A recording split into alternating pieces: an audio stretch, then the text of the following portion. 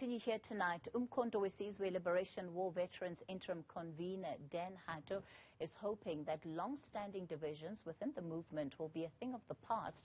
It follows a unity conference in East London last month where interim leaders were elected. However, some members are threatening legal action if the outcome of the conference isn't nullified. Hato has promised that the interim leadership will tackle many of the challenges that are facing MKMVA members. Of course, it comes as the Defence Minister, Thandi Modise, tabling her budget. She has raised the alarm over the state of affairs in the South African National Defence Force, particularly with a declining budget. She joins me in studio. Minister, good evening. Thank you so much for your time tonight. Good evening, ma'am. Thanks for having me. You certainly haven't minced your words, and in many ways, what you said in your budget vote and in unpacking the resources that have been given to the National Defence Force, you have confirmed what many South Africans have been worried about, which is a declining state of our capabilities in the military. That's true. We must say that the soldiers do not lack valor. They are brave. They are prepared. It is the wherewithal that we must put at their disposal.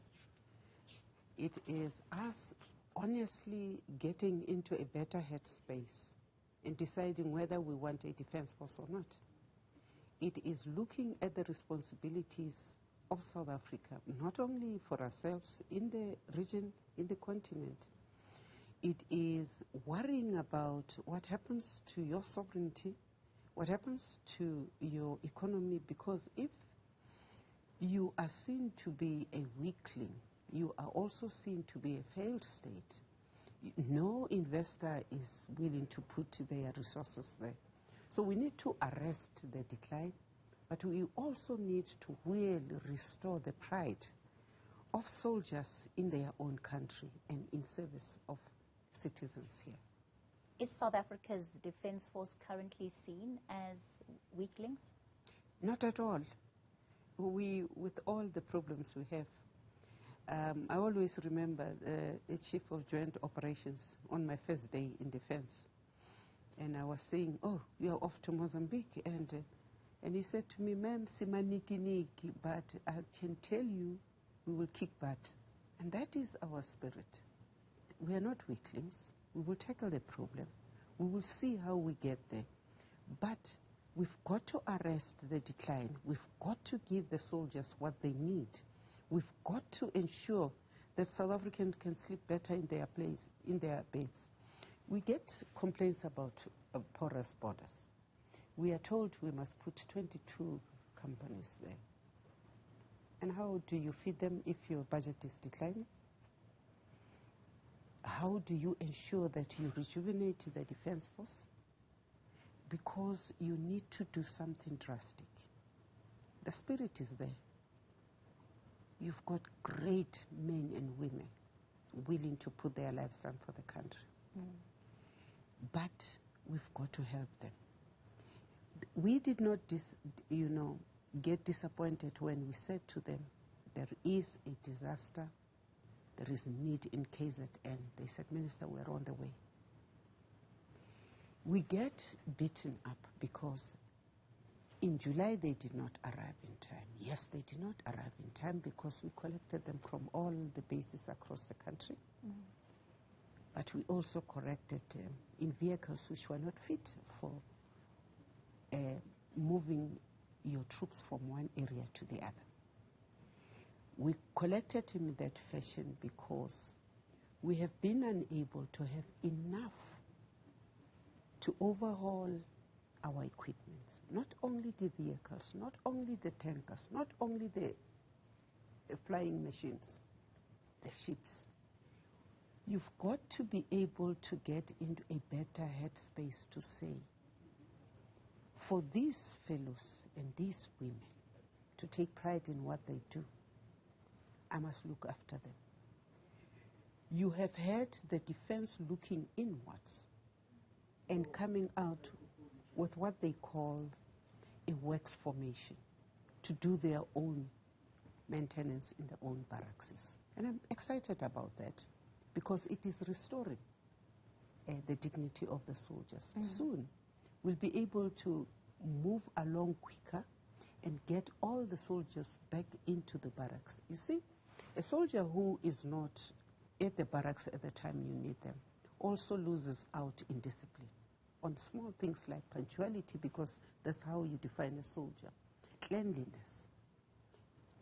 So we're working on that.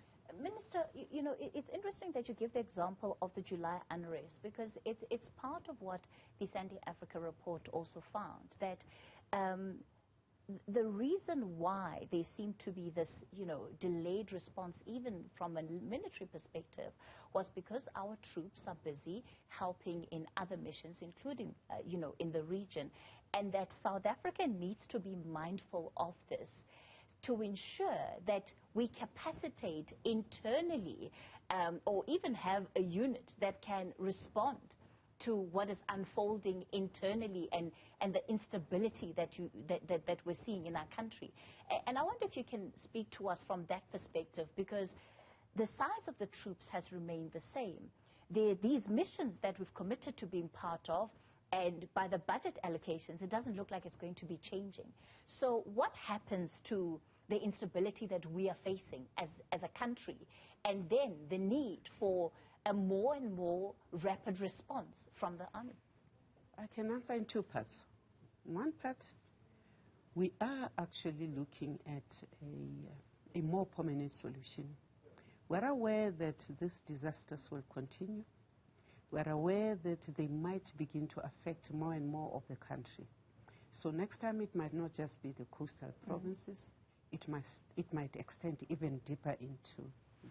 So we have been talking within defense, and that is why we want to relook at the structure, to ensure that you actually start planning for disasters and you have the troops that are right and ready with the equipment that is ready to deal with that.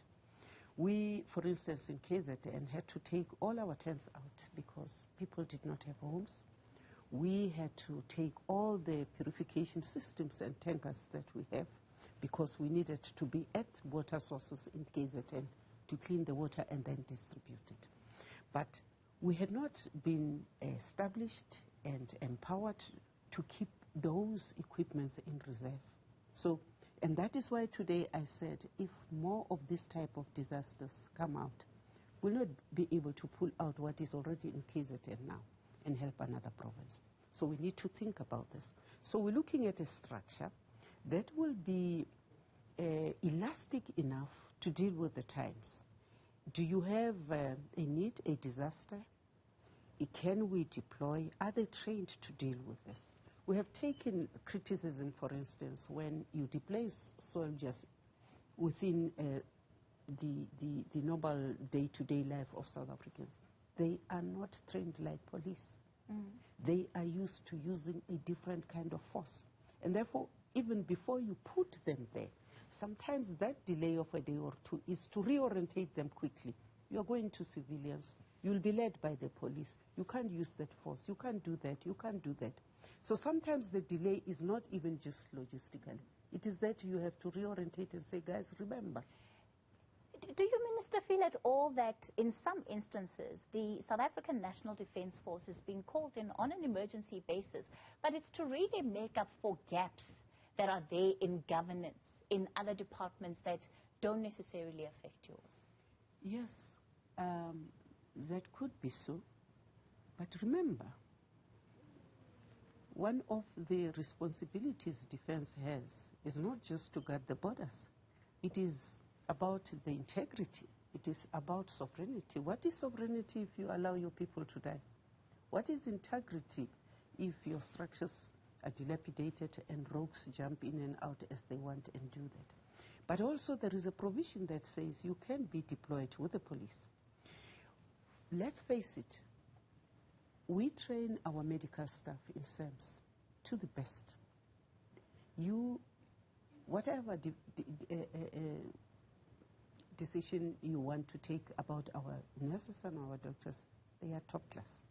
So if we have medical challenges, it seems to reason that you will ask them to step in, help out, move back. The numbers are not great, but the truth of the matter is that they need the exposure to exercise their trade, but it is not ideal. It is not ideal. So do we sit back there and watch as the country and the people we are meant to be protecting disappear? No, we can't. Do we take the last resources that we have? We do. And sometimes when we do that, you invite audit queries because you've diverted a budget line into something that was not foreseen. And we're just hoping that at some point we'll be able, with respect, to sit down with the AG and say, emergencies are not planned. Unforeseen circumstances are not planned. So if I take from A to resolve B, sometimes look at the reasons before you judge me. Minister, we're quickly running out of time. I want to bring this issue up.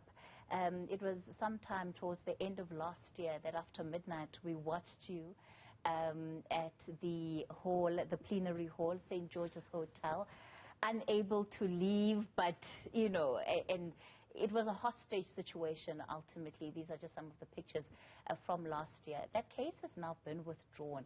I mean, at the time of this case, it seemed to be an issue of national security. You know, you have 3 ministers that are in a tense and volatile situation. Those charges have been withdrawn. What do you make of it? Well,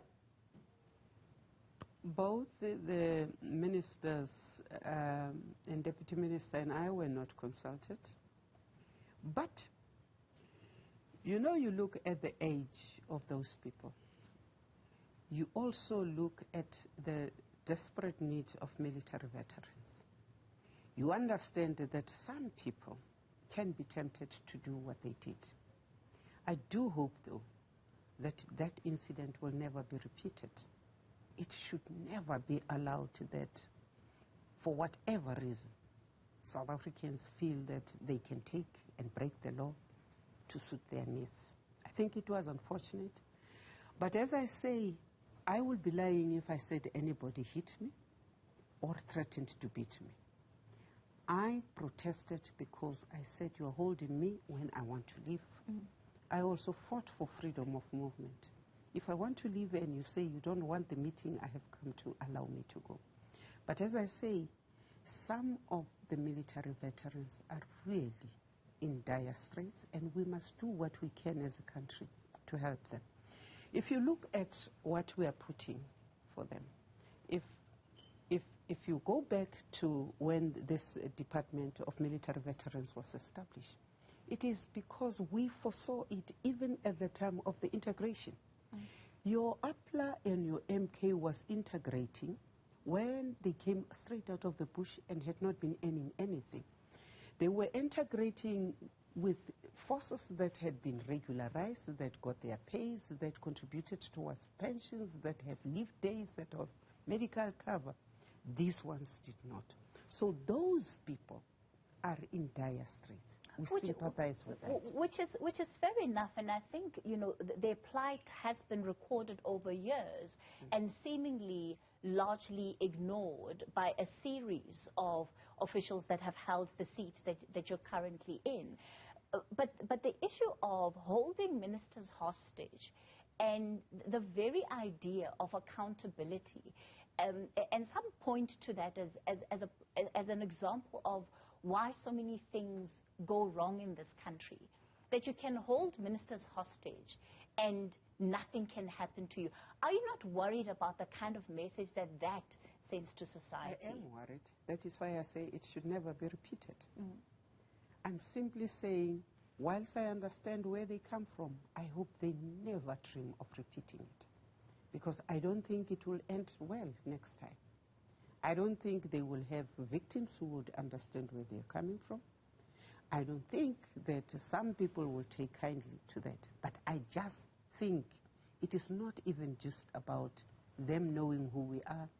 It is also about military veterans, at least those who came from the Umkhonto Sizwe, who understood that even at that time, Umkhonto Sizwe was put under the authority of the NEC.